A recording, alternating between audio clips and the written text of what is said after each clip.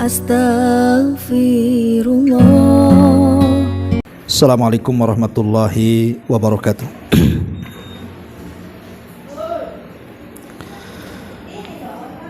Alhamdulillah wassalatu wassalamu ala rasulillah wa ala alihi wa sahbihi wa mawalah wa la hawla wa la quwata illa billahi wa ba'du.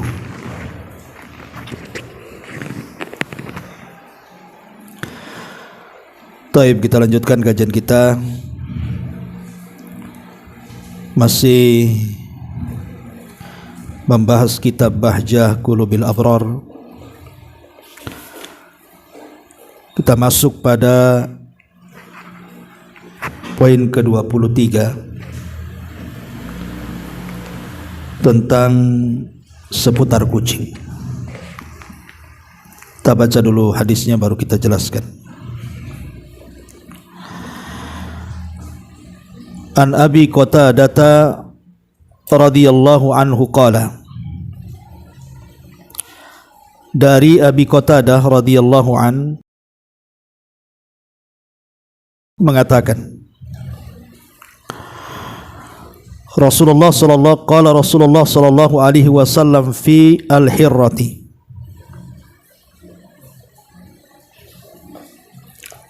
beliau Nabi sallallahu alaihi wasallam bersabda tentang kucing.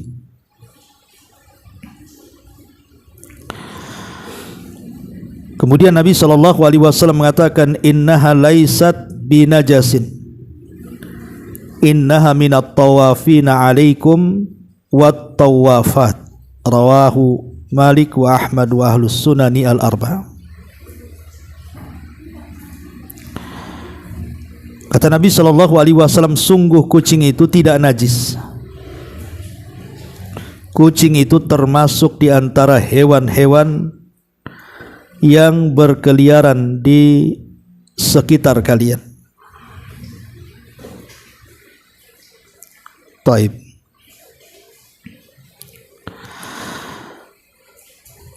Ma'asyiral muslimat yang dimuliakan Allah Subhanahu wa taala, hadis ini bicara soal tentang hukum binatang yang kita kenal di sekeliling kita, yang ma'ruf adalah hewan yang bernama kucing. Hadis ini sebenarnya ada asbab wurudnya. Kenapa Nabi sallallahu alaihi wasallam sampai mengatakan seperti itu? Jadi dari sahabat Kabsyah binti Ka'ab ibn Malik, satu hari Abi Qatadah yang meriwayatkan hadis ini, beliau masuk. Lalu ia menyiapkan air wudu untuknya. Tiba-tiba datang kucing, kemudian meminum dari air yang akan digunakan untuk berwudu. Maka Abu Qatadah pun kemudian memiringkan wadah air tersebut untuk kucing itu, sehingga ia bisa minum dengan mudah. Lah Kabsyah binti Ka'ab ibn Malik ini tiba-tiba heran apa yang dilakukan oleh Abi Qatadah. Kenapa dia memberi minum dari air yang akan digunakan untuk berwudu?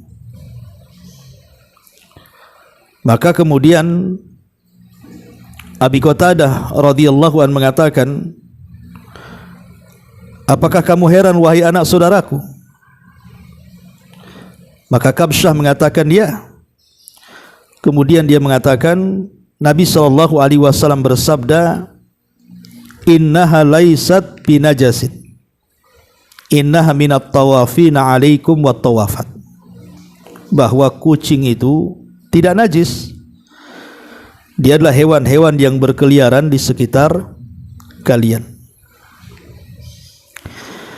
Ma'asyiral muslimat yang dimuliakan Allah Subhanahu wa taala, ada juga riwayat dari Ummu Darda, anna maulataha arsalatha biharishati ila Aisyah radhiyallahu anha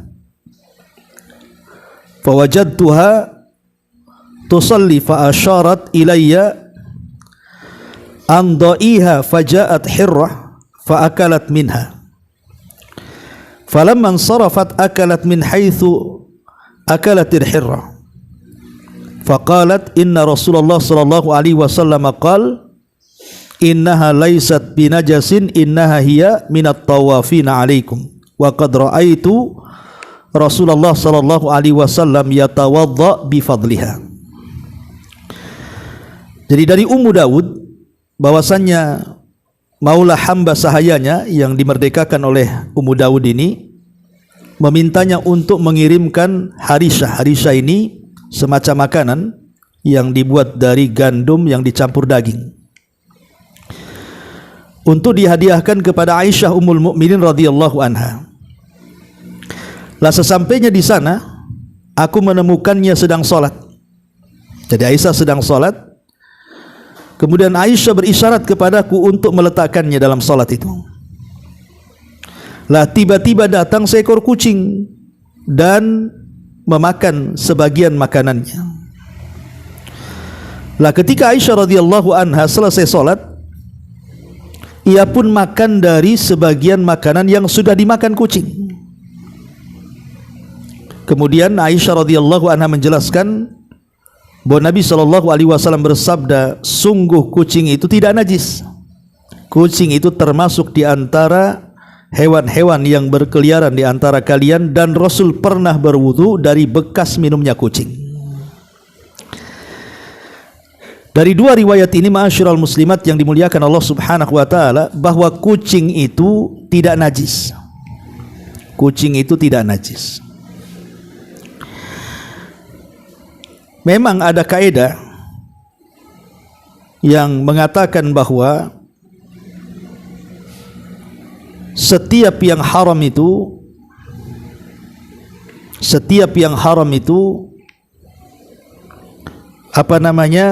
kotorannya najis. Setiap yang binatang yang makan dan hukumnya haram itu kotorannya najis. Bahkan badannya juga najis, seperti anjing umpamanya, itu diperselisihkan ulama.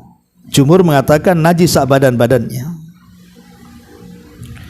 Tetapi khusus kucing tidak. Kucing itu suci badannya. Tetapi walaupun demikian kotorannya tetap najis, ya. Walaupun dia haram dimakan, tetapi dia suci badannya.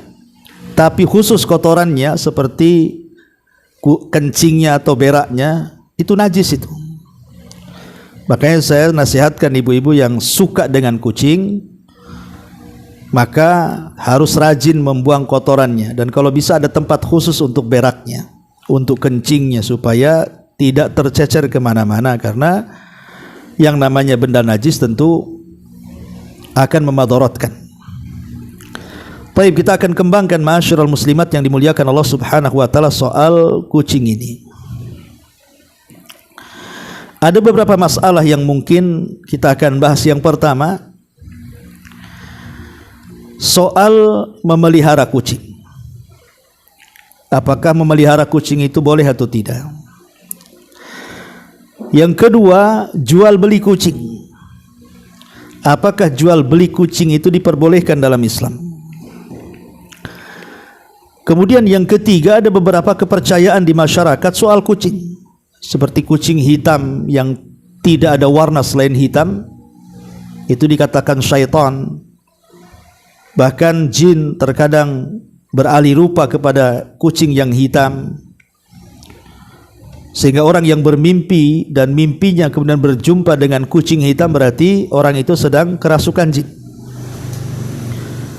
Kemudian juga di masyarakat, kalau nabrak kucing maka bangkainya harus dimuliakan, dikubur benar-benar supaya tidak kualat, dan begitu seterusnya.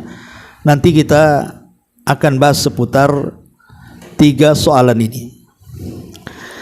Ma'asyiral muslimat yang dimuliakan Allah Subhanahu wa taala, pertama bicara soal merawat kucing dulu ya. Apakah merawat kucing itu dibolehkan di dalam Islam? Ma'asyiral muslimat yang dimuliakan Allah Subhanahu wa taala, pada dasarnya memelihara binatang itu selama tidak ada larangan, maka tidak ada masalah. Kecuali ada larangan ya. Seperti umpamanya memelihara anjing itu memang ada larangannya. Nabi mengatakan, "Maniktana kalban illa kalba saydin aw masyiatin naqasa min ajrihi kulla yaumin qiratan." Barang siapa yang memelihara anjing selain daripada anjing buruan atau anjing untuk digunakan menjaga, maka pahalanya akan berkurang setiap hari sebesar 2 qirat. 2 qirat itu 2 gunung Uhud. Jadi pahala sebesar 2 gunung Uhud itu setiap hari akan hilang. Lihat, bayangkan, makanya jangan suka melihara anjing. Ustaz, anjingnya lucu loh. Lebih lucu lagi daripada kucing. Lebih lucu dari suaminya lagi. Tetap tidak boleh, namanya anjing ya anjing. Tetap dilarang. Mau lucu kayak apapun tidak dibolehkan, karena yang dibolehkan cuma 2 dalam hadis ini. Anjing buruan atau anjing untuk menjaga ternak saja. Tetapi pada dasarnya semua hewan yang tidak terlarang dan dia bukan hewan buas, ya tidak akan mengganggu kita. Karena ada orang yang memelihara ular, akhirnya dia kena patuk ular, mati pula sama peliharaannya. Ada orang yang melihara buaya, dia pula kena santap buaya. Ada orang melihara binatang buas, dia pula kena buasnya binatang buas itu. Jadi kalau membahayakan ya tidak boleh. Tapi pada dasarnya hukum memelihara binatang apapun, termasuk juga kucing, sah-sah saja. Tidak ada masalah, apalagi hewan itu bermanfaat bagi kita. Seperti bisa dimakan dagingnya, kayak ayam, kelinci dan yang semisalnya gitu ya. Atau manfaat yang lainnya, seperti umpamanya dilihat dari senang dengan bulunya, senang dengan lucunya, senang dengan suaranya, enggak ada masalah ya. Jadi itu hukum asalnya dibolehkan merawat binatang itu. Tetapi ma'asyiral muslimat yang dimuliakan Allah Subhanahu wa taala, yang jadi masalah adalah ketika kemudian seseorang itu merawat binatang berlebihan. Umpamanya ibu memelihara binatang itu sampai menghabiskan banyak biaya hanya untuk merawat binatang, merawat kucing, karena kita tahu bahwa kucing ini kan juga tidak sedikit kan biayanya kan Bu. Untuk makan dia saja bisa ratusan ribu itu. Belum lagi perawatannya, belum lagi kemudian pemeliharaannya dan begitu seterusnya. Terkadang kemudian seseorang itu berlebihan. Kita tidak syak lagi bahwa ada hadis Nabi SAW bahwa setiap yang memiliki hati, setiap yang memiliki hati yang kita sayangi dari makhluk hidup itu, kalau kita pelihara dengan baik, kita kasih makan dan yang lain, itu ada pahalanya. Seperti Nabi SAW mengatakan dalam hadis Nabi SAW, fi kulli dzati kabidin batin ajrun. Jadi setiap menyayangi makhluk hidup itu berpahala. Tetapi sekarang ini masalahnya kita lebih mendahulukan binatang dibandingkan manusia. Umpamanya di samping rumahnya ada orang susah, ada orang fakir, ada orang miskin, ada anak yatim, ya kan? Yang harusnya sebenarnya uang untuk pemeliharaan hewan itu bisa disedekahkan kepada mereka. Yang jelas-jelas manusia yang maksum, ya, yang jelas-jelas manusia yang maksum, yang terpelihara. Sementara binatang ini tidak maksum. Jadi terkadang itu yang harus dipahami. Ya, yang harus dipahami adalah jangan sampai kemudian lebih mendahulukan kucingnya dibandingkan orang miskin di sekitarnya. Karena ini tidak boleh. Ya, masa tetangganya kelaparan kucingnya kekenyangan, kan ini enggak masuk di akal. Nah, ini juga harus dipahami. Boleh kita merawat binatang, burung dan yang semacamnya atau kucing, tapi jangan berlebihan. Jangan berlebihan. Yang lucunya lagi, ada suami istri itu sampai bertengkar gara-gara merawat kucing. Jadi istrinya itu saking sukanya dengan kucing, dia rawat sampai 2-3 kucing itu kan, dan kucingnya bukan kucing kampung, kucing kota ya, kucing Anggora, Persia atau yang semacam, yang tahulah berapa itu makanan untuk mereka saja per bulannya itu sudah cukup untuk membiayai hidup keluarganya lah. Sementara suaminya ini pas-pasan kerjanya. Jadi setiap gajian itu hanya dibelikan makanan kucing, perawatan kucing, akhirnya berantakan rumah tangganya gara-gara kucing. Masa bercerai gara-gara kucing? Ya kan gak masuk di akal. Dan kenapa pula istrinya dibela-bela kucing daripada bela suaminya? Oh, lebih gak berakal lagi tuh. Nah, ini kan jangan sampai kemudian berlebihan mengakibatkan akhirnya keluarga berantakan, kemudian hak-hak manusia pun terlantarkan, seperti mamanya lebih mementingkan kucingnya dibandingkan keluarganya dan begitu seterusnya lah. Ini kan masalah, Bu. Ya, jadi walaupun boleh seseorang itu merawat binatang, tapi ya sewajarnya saja. Ya, jangan sampai kemudian berlebihan.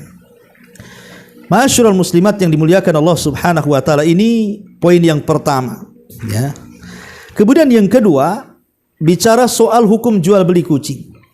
Apakah boleh seseorang itu menjual belikan kucing? Karena kalau ibu buka di handphone, ya kadang-kadang kita tengok umpamanya di Tokopedia atau apalah kan, atau di marketplace itu jual beli kucing, keluar tuh kucing-kucing lucu tuh, Bu. Subhanallah, mulai dari harga ratusan ribu sampai jutaan, sampai puluhan juta loh harganya tuh, Bu. Tergantung yang mungkin merek kucingnya lah ya kan. Ya, apakah dia Persia atau Anggora atau jenis macam-macam lah jenis kucing itu. Lah, pertanyaannya boleh nggak jual beli kucing itu? Lah, bicara soal jual beli kucing ini sebenarnya memang masalah perselisihan ulama panjang, ya. Bagi sebagian para ulama melarang, tidak boleh menjual belikan kucing. Kenapa? Karena ada hadis Nabi. Hadis yang dikeluarkan Imam Abi Dawud, Nasai, dan hadis ini juga disahihkan oleh Syekh Albani. Dari hadis Jabir bin Abdullah radhiyallahu an, di mana beliau mengatakan anna Nabi sallallahu alaihi wasallam naha an thamanil kalbi was-sinawar. Nabi SAW melarang dari hasil penjualan anjing dan hasil penjualan kucing. Rasul melarang. Bahkan dalam Sahih Muslim sampai beliau membawakan bab dalam Sahih Muslim oleh Imam Nawawi rahimahullahu taala tentang bab tahrimi thamanil kalbi wa huluwanil kahini wa mahril bagiyyi wa nahyi an bai'i sinawar. Jadi Imam Nawawi itu sampai membuat bab dalam syarah Sahih Muslim, bab diharamkan upah jual beli anjing, upah tukang ramal, upah pelacur, dan dilarang juga dengan jual beli kucing. Kemudian dalam Sahih Muslim juga ada lafaz jazaran Nabi sallallahu alaihi wasallam an dzalik. Nabi SAW sangat-sangat melarang dari upah jual beli tersebut, termasuk jual beli kucing. Dari hadis ini maka banyak para ulama, baik yang salaf ataupun yang khalaf, baik yang dulu atau yang kontemporer seperti umpamanya Syekh Shalih Fauzan, ya, dan banyak juga para ulama yang lainnya mengatakan bahwa jual beli kucing itu haram, tidak boleh. Boleh kita merawatnya, ya, umpamanya dengan meminta atau dikasih kita rawat, tidak ada masalah. Atau mungkin ada kucing kampung atau datang ke rumah sendiri, kemudian kita kasih makan, akhirnya lama-lama betah di rumah kita, kemudian kita rawat, nggak ada masalah, ya. Tapi kalau umpamanya terjadi jual beli kucing, menurut pendapat yang pertama haram hukumnya, tidak boleh, dan tidak boleh memakan upah jual beli kucing ini. Ini satu pendapat. Tapi pendapat yang lain dan ini pendapat mazhab Syafi'i dan mazhab ulama yang lainnya, mengatakan bahwa boleh jual beli kucing itu.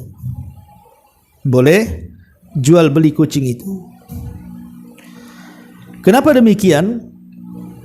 Karena sesuatu yang bisa diambil manfaatnya, itu kaidah itu. Sesuatu yang bisa diambil manfaatnya dan ada harganya, berarti masih bisa dijual belikan.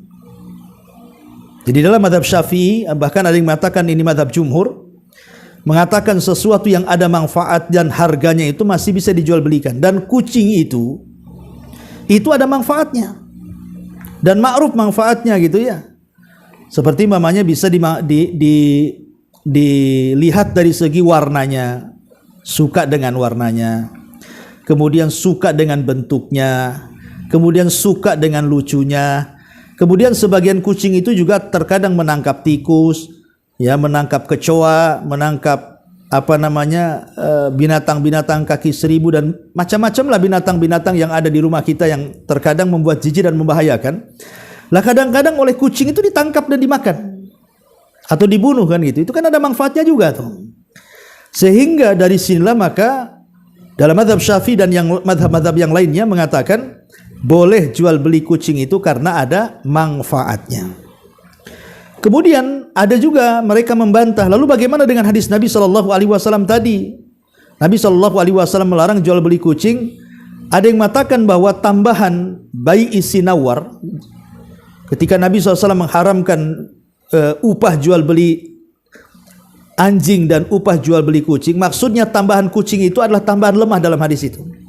Ini bantahan mereka yang membolehkan menjual kucing. Jadi tambahan kucing dalam hadis itu lemah, artinya yang ada hanya larangan jual beli anjing saja. Kemudian mereka juga mengatakan, oke lah kalau hadis itu sahih, tambahan kucing itu memang ada dalam hadis itu, maka kalimat sinawar ini maksudnya adalah kucing liar, bukan kucing peliharaan. Apa bedanya kucing liar dengan kucing peliharaan itu? Maksudnya kucing liar ini kan membahayakan. Ya, jadi kalau kucing yang membahayakan, nyakar, terkadang bisa menggigit anak kita. Ya, pokoknya kalau istilahnya sinawar itu kucing-kucing liar yang nakal gitu ya, yang membahayakan, itu yang dilarang. Adapun kucing-kucing yang kemudian tidak membahayakan artinya ya bisa dinikmati gitu ya. Maka itulah yang dimaksud dibolehkan maksudnya untuk jual beli kucing itu. Jadi kucing yang tidak membahayakan. Kalaupun hadis itu saya dibawa ke situ. Wallahu alam. Ya, terserah ya, ibu mau milih pendapat yang mana gitu, yang membolehkan atau tidak. Cuman kalau saya pribadi, ya, saya lebih cenderung melarang. Ya, sebaiknya tidak melakukan jual beli kucing. Ya, kecuali kalau kucingnya ada yang ngasih, ya, atau mungkin kucing kampung datang ibu rawat ya enggak masalah. Tapi kalau dijadikan bisnis jual beli kucing, sebaiknya kita keluar dari khilaf ulama. Ya, keluar dari khilaf ulama, khawatir yang kuat itu yang melarang, akhirnya kan kita masuk ke hasil yang tidak dibolehkan dalam Islam. Itu nasihat saya. Wallahu a'lam. Baik, kemudian yang ketiga, bicara soal beberapa kepercayaan di masyarakat. Karena ada orang yang bertanya juga kepada saya itu tentang, Ustaz, apakah kucing hitam itu sama dengan anjing hitam, katanya kan. Karena kan Nabi SAW dengan tegas ketika bicara soal anjing hitam itu kan minasyaiton, dia adalah setan. Ketika itu Nabi SAW melarang apabila seseorang sholat dan tidak menggunakan sutroh, kemudian lewat anjing di depan kita, anjing hitam, maka batal sholatnya. Jadi sahabat bertanya kepada Nabi SAW, apa alasannya? Maka Rasul mengatakan karena anjing hitam itu adalah setan. Dan juga ada hadis yang mengatakan disuruh untuk membunuh anjing yang berwarna hitam. Maksudnya hitam yang gak ada warna lain ya Bu ya. Hitam gelap gitu, yang betul-betul memang hitam semua dari kepala sampai kaki. Sehingga ada kemudian yang mengatakan begitu juga kucing hitam. Jadi kias kepada anjing hitam. Apalagi sering kemudian para peruqyah khususnya, mereka bercerita gitu ya, para peruqyah ini, bahwa ketika mereka meruqyah orang itu, terkadang di antara jin yang mengganggu orang yang sedang diruqyah yang kerasukan itu rata-rata tasyakul dengan kucing yang berwarna hitam. Bahkan sebagian para peruqyah, mereka itu menganggap bahwa kalau orang bermimpi dan dalam mimpinya melihat kucing hitam, berarti dia terkena sihir atau kesurupan karena diganggu oleh jin. Taib. Pertanyaannya sekarang, apakah memang kucing hitam itu maksudnya hitam semua Bu ya? Kalau ada warna lainnya ya bukan, ini bicara memang gelap warnanya, hitam semuanya, apakah bagian daripada setan? Syekh Albani rahimahullahu taala pernah ditanya soal ini, halil qittatus sauda syaitanun, wahai Syekh, apakah kucing yang hitam pekat itu bagian daripada setan? Fa ajaba, maka beliau menjawab, la, bukan, dzaka huwal kalbul aswad syaitanun. Kucing tidak termasuk. Yang setan itu adalah anjing yang hitam. Artinya Syekh Albani mengatakan bahwa kucing yang berwarna hitam itu bukan setan. Dan juga Lajnah Daimah juga ditanya, para ulama yang ada di riset fatwa kerajaan Saudi Arabia, ketika ditanya apakah kemudian kucing hitam itu adalah setan, maka mereka mengatakan bukan. Mereka mengatakan bukan. Bahkan sebenarnya tradisi jahiliyah di zaman Nabi SAW, kalau ada binatang yang berwarna hitam, tidak mesti kucing, pokoknya binatang apa saja yang berwarna hitam itu orang-orang jahiliyah menganggap itu jin. Jadi ini bagian daripada keyakinan orang-orang jahiliyah. Maka sekali lagi saya katakan bahwa kucing hitam itu bukan setan, karena nasnya cuman bicara soal anjing. Anjing hitam, tidak ada nas tentang masalah kucing hitam. Ya, boleh jadi mungkin para peruqyah benar mereka mengatakan seperti itu, tetapi jangan dilazimkan. Ya mungkin sekali-kalilah, mungkin jin itu tasyakul, berubah bentuk menjadi kucing hitam, mungkin, kemungkinan bisa, karena bukan aja tasyakul dengan kucing hitam, jin tasyakul dengan manusia aja bisa kan gitu ya. Ya boleh jadi sekali-kali, tapi kalau kemudian diponis bahwa kucing hitam setan, maka tidak dibolehkan. Tidak ada riwayatnya ya yang mengatakan seperti itu. Ma'asyiral muslimat yang dimuliakan Allah Subhanahu wa taala, seandainya pun umpamanya, taruhlah kita bicara seandainya ada kucing hitam di rumah tuh, Bu. Kucing umpamanya kucing kampung atau kucing apa masuk ke rumah, warnanya hitam, gelap, sak mata-matanya hitam umpamanya, Bu ya. Lah tiba-tiba kemudian terbesit, jangan-jangan itu tasyakul daripada jin, atau memang itu jin. Seandainya itu jin yang tasyakul beralih rupa kepada kucing yang hitam, apakah ibu harus membunuhnya? Maka tidak boleh. Sekalipun taruhlah itu jelmaan dari jin, tidak boleh membunuhnya, Bu. Ibu cukup ta'awud kemudian usir dia. Karena kalau seandainya ibu membunuhnya, walaupun itu jin, kita dilarang membunuh jin.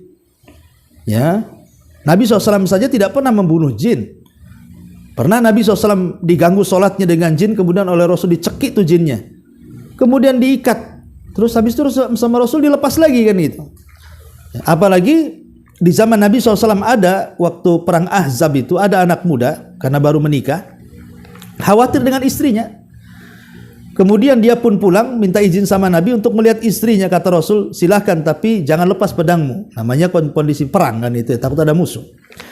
Tiba-tiba sampai di rumah, istrinya berlari keluar dengan pakaian tidur yang tidak layak ya. Di zaman itu kan aib gitu ya. Pakaian-pakaian yang tidak layak itu dipakai, kemudian lari keluar rumah, padahal itu pakaian dalam rumah gitu. Marahlah kemudian si suaminya ini. Jadi si suaminya nanya, tapi istrinya mengatakan, aku ketakutan karena ada ular di dalam rumah. Akhirnya kemudian dia masuk, langsung diserang ular itu. Cuman sama-sama kena, ular itu berhasil menggigit, dia pula berhasil menebas ular itu. Ularnya mati, dia pun mati. Kemudian kabar ini sampai kepada Nabi SAW. Kemudian Rasul mengatakan, sungguhnya di Madinah itu ada jin-jin muslim katanya. Maka kalau masuk ke salah satu rumah kalian, bacalah ta'awud, kemudian usirlah, jangan dibunuh. Nah, kalau membunuh berarti membunuh jin muslim kan termasuk dosa besar, tidak boleh membunuh. Makanya ini kalau memang ibu ada kucing hitam, ya kan, dan ibu yakini itu bagian daripada jin, maka diusir aja. Nah, tapi saya nggak yakin lah kan gitu. Buktinya coba saja kalau ada kucing hitam, ibu bacakan Al-Baqarah gitu. Kira-kira dia pergi atau enggak gitu kan? Ya kalau nggak pergi berarti nggak setan lah dia kan, ya. Kadang-kadang kucing ini kadang-kadang mereka keluar kemudian masuk ke rumah kita itu, mereka cari makan sebenarnya itu. Mereka lapar, datang cari makan. Ya kalau ibu ada makanan kasihlah kan itu. Dan kalau ibu ngasih makan kucing ya pahalanya besar kan itu. Habis itu ya sudah dia pergi, dia hanya cari makan aja kok. Walaupun itu kucing hitam tuh. Karena sekali lagi bahwa kucing hitam itu dia bukan bagian daripada setan seperti anjing hitam. Kemudian juga ada keyakinan di masyarakat ini yang kalau seseorang itu naik kendaraan kemudian nabrak kucing, kadang-kadang kepikiran tuh, karena otaknya sudah dicuci oleh mitos-mitos, oleh khurafat-khurafat gitu ya. Kalau nabrak kucing itu beda dengan nabrak hewan yang lainnya. Kalau tidak berhenti, diambil, dikafani, ya nggak disolatkan lah, kemudian dikuburkan baik-baik gitu, nanti dia akan kualat. Boleh jadi akan terjadi kecelakaan itu, enggak bu, ya. Jadi nabrak kucing itu sama dengan nabrak bebek, sama dengan nabrak ayam. Nggak ada hadis yang mengatakan kucing ini punya keistimewaan kalau ditabrak berbeda dengan hewan-hewan yang lainnya. Ya. Ma'asyiral muslimat yang dimuliakan Allah Subhanahu wa taala. Kemudian juga pembahasan kucing ini saya tambah. Ada sebagian masyarakat itu yang saya baca di beberapa artikel dan juga saya dengar juga gitu dari beberapa orang, bahwa Nabi Shallallahu Alaihi Wasallam itu sangat cinta dengan kucing. Bahkan Nabi Shallallahu Alaihi Wasallam itu punya peliharaan kucing. Ya, jadi mereka mengatakan bahwa Rasul itu punya kucing namanya Mu'izzah. Jadi ada kucing namanya Mu'izzah, itu kucing peliharaan Nabi Shallallahu Alaihi Wasallam, dan Rasul sangat cinta dengan kucing. Ini perlu saya jawab ya. Hadis tentang kucing Mu'izzah ini maudhu. Ini hadis palsu. Tidak benar Rasul itu punya kucing namanya Mu'izzah atau kucing-kucing yang lainnya. Rasul tidak pernah memelihara kucing dan Rasul tidak pernah punya kucing. Ingat ya, Rasul tidak pernah memelihara kucing dan Rasul tidak pernah punya kucing. Adapun hadis Nabi SAW mengatakan bahwa merawat kucing itu bagian daripada iman. Ada juga tuh hadis Nabi mengatakan hubbul hirrati minal iman, cinta kucing itu bagian daripada iman. Hadis ini juga maudhu. Lemah saja masih mendingan. Kalau sudah palsu itu bukan dari Nabi. Nah, mungkin ini direka-reka sama orang yang jual beli kucing biar laku, mungkin kucingnya, mungkin lah kan. Tapi ini nggak ada. Ingat ya, Nabi tidak pernah punya kucing, Nabi tidak pernah memelihara kucing, dan hadis yang mengatakan cinta kucing bagian daripada iman, ini hadisnya maudhu. Ya. Tetapi kalau yang dimaksud secara umum Nabi SAW mencintai binatang, ya. Nabi itu mencintai binatang, bukan hanya kucing. Ya, contohnya umpamanya ketika Nabi berperang, kemudian ada sahabat menemukan sarang burung. Tiba-tiba anaknya diambil, burungnya ini induknya berputar-putar nyari anaknya. Maka Rasul melihat ini pasti induk burung nyari anaknya ini. Maka Rasul mengatakan, barang siapa yang menyakiti induk burung itu, maka dia akan mendapatkan ini dan itu. Kembalikan anak burung itu ke induknya, kata Rasul. Menunjukkan sayangnya Rasul kepada burung, memperhatikan dunia burung. Jadi maksudnya kalau yang dimaksud secara umum Rasul itu cinta kepada binatang termasuk dalamnya kucing, ya iyalah. Karena Rasul mengatakan irhamu man fil ardi sayarhamukum man fis sama. Ya, cintai makhluk yang ada di bumi, termasuk juga di dalamnya kucing dan juga binatang-binatang yang lainnya, maka kalian akan dicintai oleh zat yang ada di langit. Jadi kalau pendalilannya secara umum Rasul suka dengan kucing, bahkan suka dengan binatang-binatang yang lain, iya, Rasul sayang dengan binatang. Tapi kalau kemudian yang dimaksud ada khususan Rasul dengan kucing, maka ini perlu dalil, karena hadis-hadis seputar kucing itu di zaman Nabi SAW yang punya kucing itu yang ada jelas riwayatnya adalah Abu Hurairah. Ya, dari sekian ribu para sahabat itu kan yang suka kucing cuma Abu Hurairah. Ya, karena kalau dia ngaji dia bawa anak kucing, kemudian dikantongi, ya nanti habis ngaji dibawa, sehingga Rasul takjub dengan Abu Hurairah ini dan ditanya, itu apa yang kau bawa ya Abu Hurairah? Kata Abu Hurairah, anak kucing. Maka Rasul mengatakan, langsung yang tadinya namanya Abdurrahman ibn Sakhr, langsung oleh Rasul dikasih nama ya Abal Hir, katanya, wahai bapaknya kucing, ya, atau ya Aba Hurairah, wahai bapak kucing kecil, gitu ya. Jadi para sahabat yang punya kucing itu cuman Abu Hurairah, dan Nabi SAW tidak melarang Abu Hurairah untuk merawat kucing. Artinya boleh seseorang itu merawat kucing selama hak-haknya dipenuhi, Bu ya. Karena ada hadis yang mengatakan gara-gara kucing orang masuk neraka di zaman Bani Israel. Kata Nabi SAW, udzibati mar'atu fi hirratin habasatha, yang sudah kita bahas kan. bahwa ada seorang wanita diazab di neraka gara-gara seekor kucing. Kemudian ditanya, kok bisa wanita itu masuk neraka wahai Rasul? Kenapa bisa diazab dia? Karena kata Nabi SAW, karena dia mengurung kucing itu, nggak ngasih makan, nggak ngasih minum, sampailah dia makan dari rapi-rapi dinding, akhirnya dia mati. Maka Rasul mengatakan, udzibatil mar'atu fi hirratin habasatha. Maka wanita itu diazab gara-gara kucing yang dipeliharanya, tapi tidak diberikan kesejahteraan kepadanya, tidak dikasih makan, tidak dikasih minum. Artinya kalau merawat binatang, hak-hak binatang itu dipenuhi, Bu. Ibu suka kucing, ibu suka burung, ibu suka apa, harus dipenuhi haknya. Di antaranya makanannya, minumannya, tempat tinggalnya. Sebagaimana kita juga ada nafsu biologis, maka mereka juga punya. Ya, supaya ada keturunan juga kan gitu. Jadi hal-hal yang seperti itu harus diluruskan tentang masalah memelihara binatang itu. Dan yang lebih dari itu, ya kalau bisa, karena kucing ini juga kotorannya najis, Bu. Ya, kemudian juga kencingnya najis, maka sebaiknya kalaupun harus merawat itu, ya rawatlah di luar rumah. Umpamanya ditaruh di teras gitu ya. Jangan taruh dalam rumah. Terkadang kucing ini kalau taruh dalam rumah, Bu, kan ada karakter-karakter kucing, orang-orang yang ahli kucing itu. Kalau kucing itu protes kadang-kadang sama kita, dia berak sembarangan, dia kencing sembarangan, kan itu protesnya kucing itu, Bu. Ya, nggak tahu ya pakar-pakar kucing di sini ada nggak nih? Ya, saya baca seperti itu.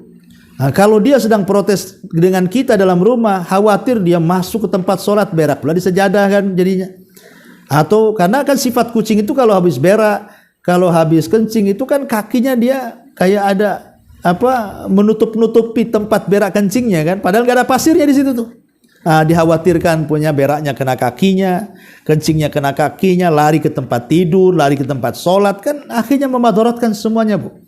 Ya, makanya itu harus diperhatikan. Ya sebaiknya kalaupun harus merawat binatang, ya taruhlah di luar, di teras gitu ya, sehingga tidak memadaratkan. Kalaupun harus masuk ke rumah, ya sekali-kali. Ya, kadang-kadang yang lebih ada yang berlebihan sama kucing itu. Makanya ini yang harus dipahami tentang seputar kucing. Baik, kita kembali kepada perkataan pengarang di sini. Hadis ini, kata beliau pengarang, mengandung dua prinsip pokok. Pertama, al-masyaqqatu tajlibut taisir. Kesulitan itu mendatangkan kemudahan. Ya. Dalam syariat Islam, antara wujud prinsip ini adalah bahwa benda-benda yang ada asalnya suci akan tetap suci walaupun tersentuh oleh kucing, sehingga tidak wajib untuk mencuci segala yang tersentuh oleh mulutnya, tangannya, kakinya. Karena Rasulullah mengatakan, innaha minat tawafina alaikum wat tawafat. Sungguh kucing itu termasuk hewan-hewan yang berkeliaran di antara kita. Artinya apapun benda di rumah, entah piring, entah sendok, ya kalau tersenggol oleh kucing, terjilat oleh kucing dan begitu seterusnya, tidak menjadikan najis. Ya, ingat, tidak menjadikan najis. Ini yang pertama. Ya. Kemudian yang kedua, bahwasanya kucing dan hewan lain yang lebih kecil bentuknya seperti tikus, dia hidup dan tidak membuat najis setiap benda yang disentuhnya. Jadi bukan hanya kucing, termasuk tikus juga, Bu. Jadi kalau tikus mamanya dia lari kemudian nginjak-nginjak piring, masuk ke pakaian, maka tidak jadi najis yang diinjaknya, yang disentuhnya selama dia hidup, Bu. Sebab kalau dia mati jadi bangkai, najis. Bukan masalah tikusnya, tapi bangkainya. Ya, bangkai tikus najis, bangkai kucing pun najis gitu ya kalau sudah jadi bangkai. Ya, tapi kalau dua-duanya masih hidup, maka semua badan sak liur-liurnya dianggap najis kecuali kotorannya. Ini yang kedua. Yang ketiga, hewan yang najis ketika hidup ataupun mati, baik tubuhnya secara utuh, bagian-bagian tubuhnya dan juga kotorannya, contoh anjing, seluruh hewan buas, babi dan yang semisalnya. Artinya kucing tidak termasuk di sini. Kemudian yang selanjutnya, hewan yang suci ketika hidup namun najis setelah mati, contohnya kucing dan yang lebih dari kucing bentuknya, tikus dan yang semacamnya. Kemudian di sini hewan tersebut tidak bisa jadi halal karena disembelih atau dengan cara lainnya. Jadi walaupun kucing itu tidak najis, jangan pula ibu sembelih kucing, ibu buat gulai kucing, nggak boleh. Ya, rendang kucing nggak boleh. Memang dia nggak najis, tapi haram dimakan. Ya, ingat dia tidak najis tapi haram dimakan, nggak boleh. Ya. Kemudian yang ketiga, hewan yang suci ketika hidup dan mati, namun tidak dimakan, tidak boleh dimakan. Contoh adalah serangga yang darahnya tidak mengalir. Ini pun sama, tidak boleh. Ibu makan kecoa tidak boleh. Ya. Kemudian yang keempat, contohnya adalah hewan-hewan yang boleh untuk dimakan seperti kambing, ayam, itu boleh. Ya. Dan kotorannya juga tidak najis, ya, karena bisa dimakan. Pokoknya hewan yang bisa dimakan itu kotorannya nggak najis. Memang dia kotor, tapi tidak semua kotoran hewan itu najis kalau dia bisa dimakan dagingnya, seperti kambing, sapi, ayam, bebek, soang atau apa namanya, itu semua suci sak kotoran-kotorannya. Ya, tapi ia memang kotor, tapi bukan najis. Yang kelima, hewan yang suci ketika hidup dan setelah mati halal dimakan, baik disembelih ataupun tidak. Contohnya hewan-hewan laut dan juga belalang. Nah, itu walaupun nggak disembelih mati halal. Ya, tapi kalau ayam tidak boleh disembelih dulu. Ya. Ini diantara kaidah soal hewan. Kemudian di sini kebanyakan ulama berdalil dengan sabda Nabi SAW, innaha minat tawafina alaikum wat tawafat. Karena kucing tidak dianggap najis karena dia adalah hewan-hewan yang jinak yang ada di sekitar kita. Ma'asyiral muslimat yang dimuliakan Allah Azza wa Jalla. Kemudian juga ditambah tentang keledai. Kalau keledai ini kalau ada dua jenis, kalau yang liar halal, tapi kalau peliharaan haram. Ya, kalau keledai terbalik pula. Ya, jadi kalau dia keledainya liar maka halal dimakan setelah disembelih. Tapi kalau dia peliharaan maka tidak dibolehkan karena termasuk khabithah, ya, atau khaba'ith, menjijikan dagingnya karena memang digunakan untuk keperluan mengangkut barang, mengangkut orang, diambil jasa tenaganya dan begitu seterusnya. Makanya Rasul melarang tidak boleh memakan daging keledai peliharaan.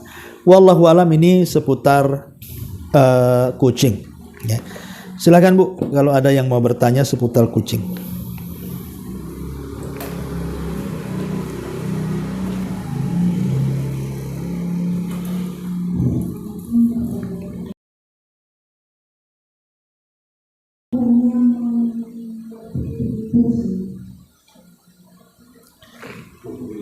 Apa hukumnya mengkebiri kucing? Ya, ini juga pernah ditanyakan oleh para ulama. Apakah boleh seseorang itu mengkebiri kucing? Boleh, Bu. Yang umpamanya ibu ini punya peliharaan kucing, gitu kan?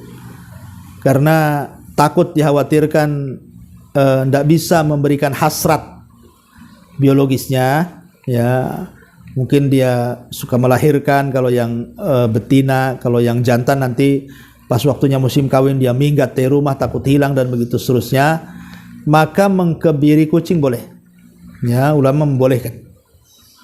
Tetapi sekali lagi harus ibu ganti sebagai imbalan dari mengkebiri, karena kan kalau kucing dikebiri kan dia banyak makan tuh. Ya, dia akan gemuk. Ya. Jadi harus sesuai imbalannya, karena dikebiri tentu dia akan banyak makan, ya ibu harus banyak ngasih makan lah kan itu. Dijaga kesejahteraannya. Wallahu alam, ulama mengatakan boleh, ya. Ya.